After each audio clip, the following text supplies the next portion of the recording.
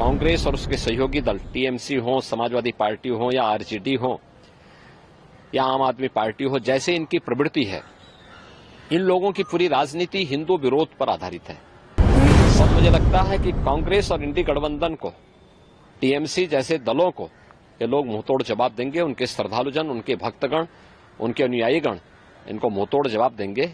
नमस्कार, आप देख रहे हैं वॉइस ऑफ हाउस और मैं हूं आपके साथ ज्योति कनौजिया। आइए रुक करते हैं खबर की ओर।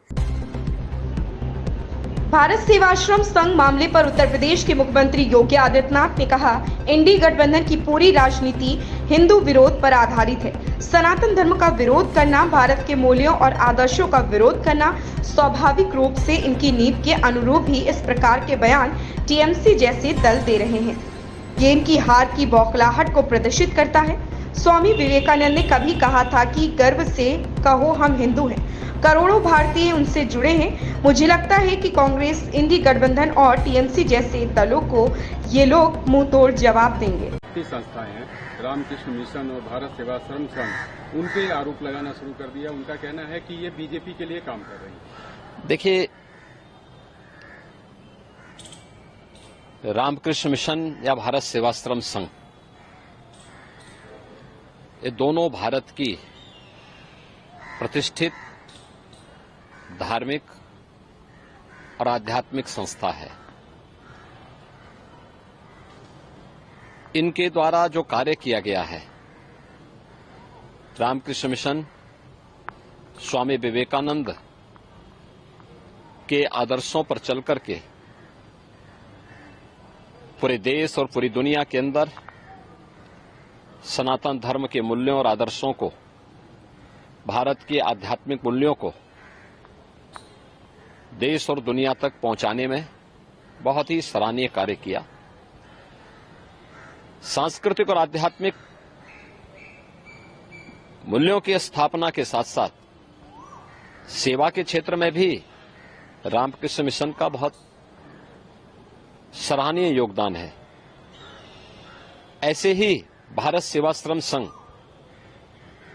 या भारत का सनातन हिंदू धर्म का एक प्रखर आध्यात्मिक और सांस्कृतिक संस्था है। स्वामी प्रणवानंद जी के मूल्यों और आदर्शों को लेकर के भारत सेवाश्रम संघ में देश और दुनिया में भारत के सनातन धर्म के मूल्यों और आदर्शों के लिए बहुत ही सराहनीय कार्य किया। सेवा के विभिन्न प्रकार के प्रकल्पों को भी दुनिया के अंदर ये संस्था लेके चलती है।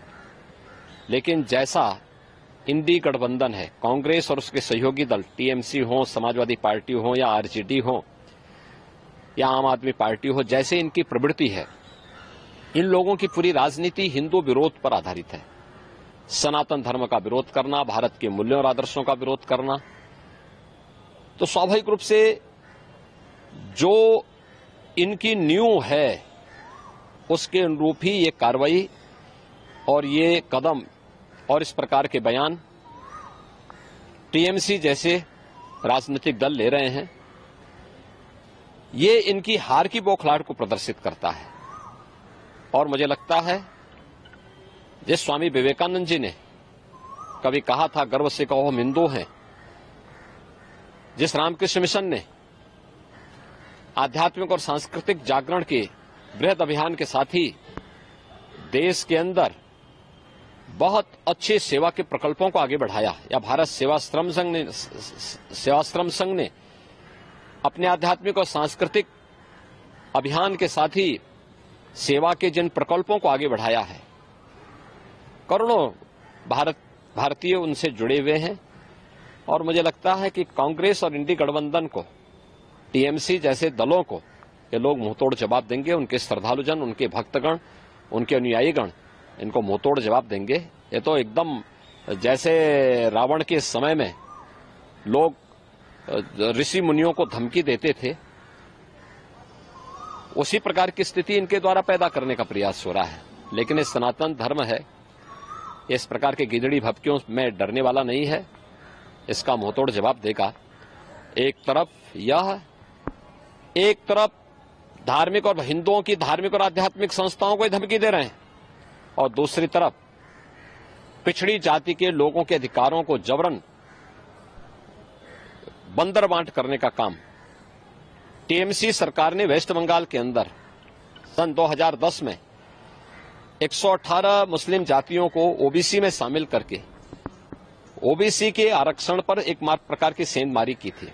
पिछले 14 वर्षों में लाखों पिछड़ी जाति के लोग इन सुविधाओं से वंचित हुए होंगे। इसके लिए बंगाल की ममता बनर्जी की टीएमसी की सरकार को ओबीसी समुदाय से माफी मांगनी चाहिए, कांग्रेस को इसके लिए माफी मांगनी चाहिए। जिन युवाओं के और जिन नागरिकों के अधिकार इन्होंने लेकर के जबरन या कृत्य किया है, वह किसी भी स्थिति में वह स्वीकार्य योग्य नहीं है। दूसरा, यह बाबा साहब भीमराव अंबेडकर की भावना के विपरीत है। वे भारत के संविधान के शिल्पी हैं और बाबा साहब भीमराव अंबेडकर ने कहा था कि धर्म के आधार पर आरक्षण नहीं हो सकता। ये धर्म के आधार पर आरक्षण देकर के पुनः भारत के विभाजन की आधारशिला तय करने की एक षड्यंत्र का हिस्सा है।